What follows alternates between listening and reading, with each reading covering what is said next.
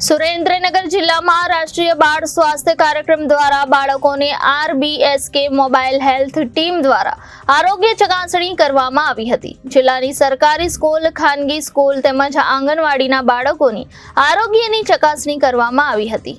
આજના સમયમાં જ્યારે પ્રાઇવેટ હોસ્પિટલમાં સારવાર મોંઘી થઈ રહી છે, ત્યારે સરકાર દ્વારા બાળકોને આરોગ્યની સુવિધાઓ ઘર આંગણે મળે અને બાળકોમાં રહેલ કોઈ રોગનું તાત્કાલિક નિદાન કરી સમયસર નિઃશુલ્ક સારવાર મળી રહે તે માટે સરકારનું આરોગ્ય વિભાગ કામ કરી રહ્યું છે, જેમાં રાજ્ય સરકારના આરોગ્ય વિભાગના નેતૃત્વ અને માર્ગદર્શન હેઠળ શાળા આરોગ્ય રાષ્ટ્રીય બાળ સ્વાસ્થ્ય કાર્યક્રમ દ્વારા દર વર્ષે રાજ્યના કરોડો બાળકોની આરોગ્ય તપાસ કરવામાં આવે છે, જેમાં સરકારી શાળા, ખાનગી શાળા તેમજ આંગણવાડીના બાળકોની સ્વાસ્થ્ય સંબંધિત આરોગ્ય તપાસ કરવામાં આવે છે, જેમાં બાળકોનું વજન, ઊંચાઈ તેમજ બાળકોમાં રહેલ વિટામિનની કમી કે અન્ય બીમારી હોય તે ચકાસવામાં આવે છે, જેના થકી કોઈ બાળકને અન્ય ગંભીર બીમારી હોય તો તેની તાત્કાલિક સારવાર મળી રહે તેની વ્યવસ્થા પણ કરવામાં આવે છે।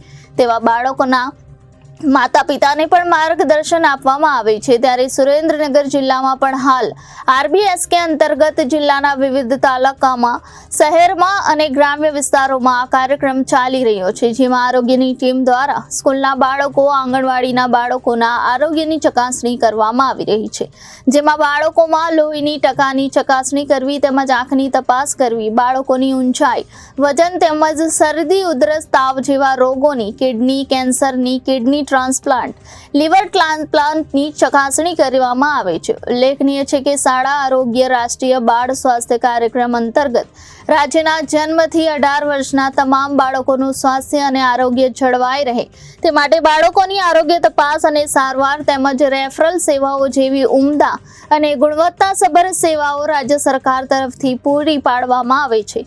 મારું નામ ઈલાબેન નવીનભાઈ સાંખલપરા છે। હું સત્તાપરની રહેવાસી છું। મારા બાબાને લઈ આંગણવાડી આવું છું। આજે આંગણવાડી આરોગ્ય કેન્દ્રના અધિકાર આવ્યા છે। બાળકને કોઈ રોગ હોય તો તપાસ કરે છે, તેની દવા આપે છે, તાત્કાલિક સારવાર મળે છે, એટલે સારું છે। વજન કરાવે છે, ઊંચાઈ કરાવે છે, નાસ્તો આપે છે બાળકોને દરરોજાન।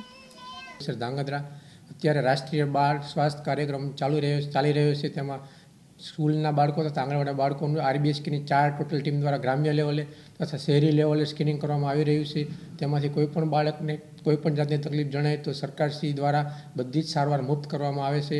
તે ઉપરાંત હવે 15 જુલાઈ પછી પણ બાળકોને TD વેક્સિન 10 વર્ષના બાળકો તેમજ 16 વર્ષના બાળકોને TD વેક્સિનનો પણ પ્રોગ્રામ ચાલી રહ્યો છે। આ કાર્યક્રમનો મુખ્ય હેતુ એ છે કે આપણે જે કોઈપણ બાળકને જન્મજાત ખામી હોય, આંગણવાડીના બાળકોમાં અથવા સ્કૂલમાં પણ નાની મોટી બીમારી હોય, હૃદયની તકલીફ હોય, કિડનીની તકલીફ હોય, એનિમિયાની તકલીફ હોય, થેલેસેમિયા હોય, કોઈ પણ જાતની તકલીફ હોય તો અત્યારે સ્કૂલોમાં બાળકોને આપણે તે ગોતીને ઉણપ દૂર કરવા માટે સરકારશ્રીની હોસ્પિટલોમાં નિયમ અનુસાર આપણે એને ફ્રીમાં બધી જ સારવાર આપવામાં આવે છે। Doctor Tinku RBSK MO Dhrangadhra. હું સત્તાપરમાં આવેલી છું અત્યારે અને રાષ્ટ્રીય બાળ સ્વાસ્થ્ય કાર્યક્રમ અંતર્ગત કામગીરી કરું છું। મારી 4ની ટીમ હોય છે, ડ્રાઈવર હોય છે, FAW, મેલ એમઓ, ફિમેલ એમઓ અને ફાર્માસિસ્ટ હોય છે। અમે જુદા જુદા ગામમાં જઈએ છીએ, ત્યાં આંગણવાડી અને સ્કૂલના ટોટલ 0 થી 18 વર્ષના બાળકોની હેલ્થ ચેકઅપ કરીએ છીએ।